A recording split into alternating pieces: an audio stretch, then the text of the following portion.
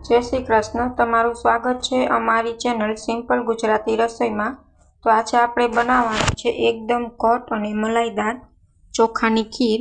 તમે જોઈ શકો છો કેટલી સરસ આપણી ખીર છે તે ઘટ અને મલાઈદાર છે તે બનીને તૈયાર થઈ છે। તે પણ કલાકો સુધી ઉકાળ્યા વગર આપણે ઇન્સ્ટન્ટ ફક્ત 10 જ મિનિટમાં બનાવીને તૈયાર કરવાની છે। જો તમને અમારી રેસીપી ગમે તો ચેનલને લાઇક કરજો, શેર કરજો અને સબસ્ક્રાઈબ કરજો।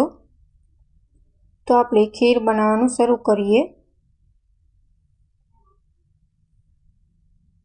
તો ખીર બનાવવા માટે સૌથી પહેલાં અહીં મેં 1 બાઉલ ચોખા લઈ લીધા છે। જે નોર્મલી આપણે ખીચિયા ચોખા હોય છે તે લઈ લીધા છે। આપણે આમાં કાંઈ બાસમતી ચોખાનો ઉપયોગ કરવાનો નથી, નોર્મલી જે આપણી પાસે ખીચડિયા ચોખા હોય તે મેં લીધા છે।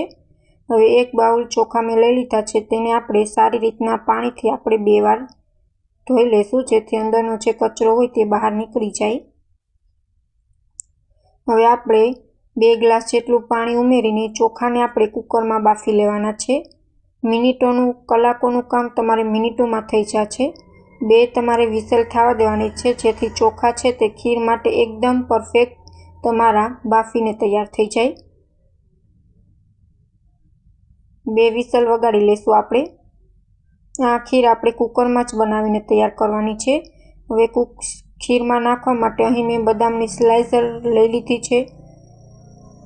તમારે બીજા પણ ડ્રાયફ્રૂટો એડ કરવા હોય, પિસ્તા કે કાજુ, તે પણ તમે લઈ શકો છો। અહીં મેં ઇલાયચીનો પાવડર લઈ લીધો છે અને હવે અહીં મેં કેસર છે તેને પલાળીને રાખ્યો છે। આપણે ખીર છે તે કેસરવાળી બનાવવાની છે। તમારે કેસર ન નાખો તો તમે સ્કીપ પણ કરી શકો છો। 2 વિસલ થઈ ગઈ છે અને આપણા ચોખા છે તે એકદમ પરફેક્ટ માપ સાથે બફાઈને તૈયાર થઈ ગયા છે। હવે તેમાં આપણે દૂધ એડ કરવાનું છે। અહીં મેં એકદમ ઘાટું મલાઈવાળું દૂધ લીધું છે, એકદમ હાઈ ફેટવાળું।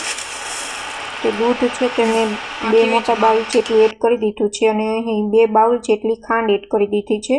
તમે ચાહો તો આમાં સાકર પણ એડ કરી શકો છો। હવે આપણે સતત આને ઉકાળવાની છે, જ્યાં સુધી આપણું દૂધ છે તે ખીરમાં શોષાઈ જાય ત્યાં સુધી આપણે ખીરને સતત હલાવવાની છે। હવે એમાં ઇલાયચીનો પાવડર અને આપણે કેસર જે દૂધમાં પલાળેલ છે તે એડ કરી દીધું છે। કેસર એડ કરવાથી ખીરમાં કલર સરસ આવે છે અને ટેસ્ટમાં પણ સરસ લાગે છે અને ઘાટી પણ સરસ થઈને તૈયાર થઈને થાય છે આપણી ખીર।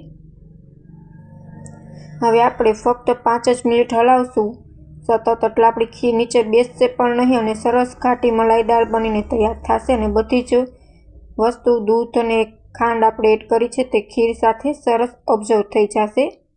તો ફક્ત 5 જ મિનિટ આપણે એકદમ લો ફ્લેમ પર આપણે ખીરને હલાવી લેશું। તમે જોઈ શકો છો સરસ ખીર છે તે ઉકળવા લાગી છે।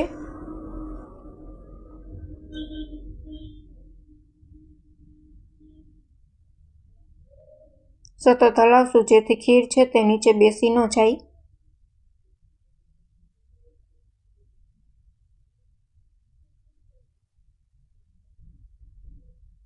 તો તમે જોઈ શકો છો આપણી ખીર છે તે સરસ બનીને તૈયાર થઈ ગઈ છે, એકદમ ઘાટી અને મલાઈદાર ખીર।